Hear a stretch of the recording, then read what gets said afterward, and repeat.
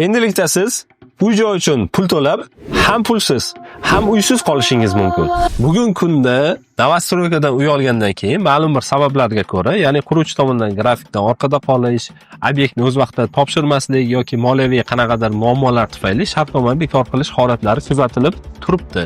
Bunaqa holatda mijoz, ya'ni uy olgan odam eng katta xatosi quruvchiga borib shartnomani bekor qilish haqida murojaat qilgandan keyin shartnomaning original nusxasini, ya'ni asl nusxasini quruvchining o'ziga topshiryapti. Va mijozda uy olgan odamda shartnomaning asl nusxasi yo'q. Shunaqa holatda siz quruvchiga pul to'laganingizni va undan uy olmoqchi bo'lganingizni hech qanaqasiga isbotlab bera olmaysiz. Iltimos qilib so'ragan bo'lardimki, shartnomani bekor qilmoqchimisiz? Shartnomaning asl nusxasi o'zingizda qolsin. Hech kimga taqdim qilmang, hattoki quruvchiga ham. Ham uysiz, ham pulsiz qolib ketishni xohlamasangiz, menga murojaat qiling.